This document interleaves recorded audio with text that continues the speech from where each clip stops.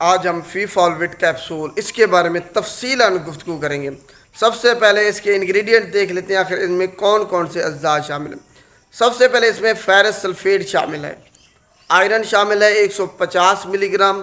دوسرے نمبر پر اس میں folk acid شامل ہے 0.5 ملی گرام۔ وائٹامن سی شامل ہے اس کے اندر 50 ملی گرام۔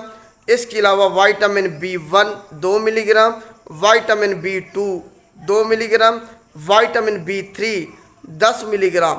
اس کے علاوہ وائٹامن B6 اس کے اندر 1 ملی گرام شامل ہے۔ تو یہ اس کے اجزاء ہیں، اس حوالے سے آپ کو سمجھ آ گئی ہوگی۔ اس میں وائٹامن شامل ہیں، آئرن شامل ہے اور فولک ایسڈ شامل ہے۔ فولک ایسڈ بھی جب ہم استعمال کرتے ہیں، کھاتے ہیں، تو جسم میں جا کے یہ فولیٹ میں کنورٹ ہوتا ہے۔ فولیٹ ایک وائٹامن B9 ہے۔ تو یہ سارے وائٹامن ہیں اور ایک آئرن ہے۔ اب دیکھتے ہیں کہ کس مقصد کے لیے فی فالوٹ کیپسول کو استعمال کیا جا سکتا ہے، کون سے فوائد ہمیں اس سے حاصل ہوتے ہیں۔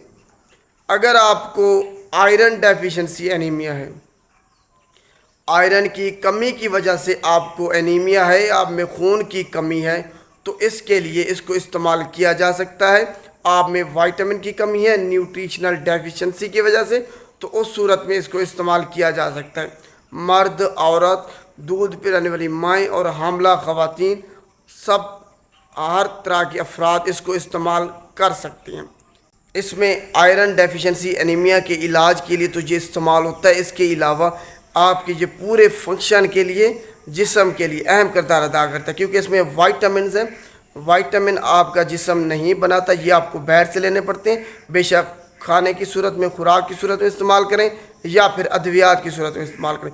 تو اس میں سارے وائٹامنز ہیں جو کہ آپ کے جسم میں ایک اہم کردار ادا کرتے ہیں۔ آپ کے چہرے پہ اگر جھریاں ہیں، داغ دھبے ہیں، چھائیاں ہیں، تو یہ ساری ختم ہو جائیں گی۔ وقت سے پہلے بڑھاپا آ رہا ہے، اس کو استعمال کرنے کے بعد کسی بھی کریم کی آپ کو ضرورت نہیں پڑے گی۔ اس کے علاوہ یہ آپ کو کینسر سے بچاتے ہیں، اس میں اینٹی آکسیڈنٹ ہوتے ہیں۔ آپ کی اگر جلد پہ کوئی بھی زخم، انجری ہوئی ہے، کٹ لگا ہے، تو وہ اسی وقت یہ اس کو ہیل کرنے میں مدد کرتا ہے۔ آپ کو کینسر سے بچاتے ہیں۔ آپ کی جو آنکھوں کی بینائی ہے ان کو یہ ٹھیک کرتا ہے، جو متاثر ہو رہی ہے، کم ہو رہی ہے۔ تو اس کے علاوہ آپ پورے جسم کا جو میکانزم ہے اس کو یہ ٹھیک کرتا ہے، یہ وائٹامن۔ تو یہ آپ کی پوری باڈی کے لیے ایک انتہائی اہم ہے۔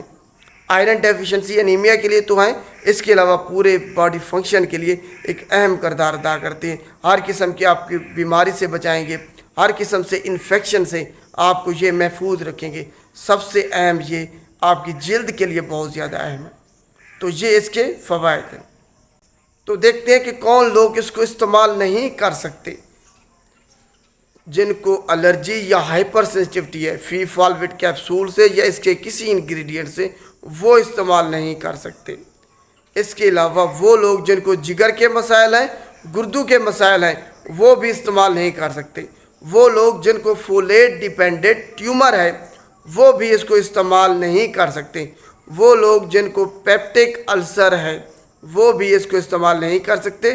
جن کو GIT انفلیمیشن ہے، وہ بھی فی فالوٹ کیپسول کو استعمال نہیں کر سکتے۔ اس کے علاوہ وہ لوگ جن کو انیمیا ہے لیکن اس کی وجہ آئرن ڈیفیشنسی نہیں ہے، دوبارہ سے سن لیں، وہ لوگ جن میں خون کی کمی ہے لیکن آئرن ڈیفیشنسی کی وجہ سے وہ خون کی کمی نہیں ہے، وہ بھی اس کو استعمال نہیں کر سکتے۔ جن میں میگیلوبلاسٹک انیمیا آ جاتا ہے، پرنیشیس انیمیا آ جاتا ہے، سکل سیل انیمیا آ جاتا ہے، تھیلیسیمیا آ جاتا ہے، وہ بھی فی فالوٹ کیپسول کو استعمال نہیں کر سکتے۔ اب دیکھتے ہیں کہ کن ادویات کے ساتھ آپ نے اس کو استعمال نہیں کرنا۔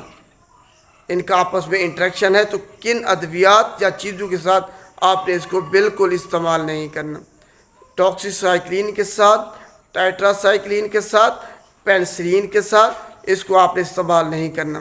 اس کے علاوہ فلوروکوئنولونز کے ساتھ، اینٹاسڈ کوئی بھی سیرپ ہو گیا، اس کے ساتھ آپ اس کو استعمال نہیں کر سکتے۔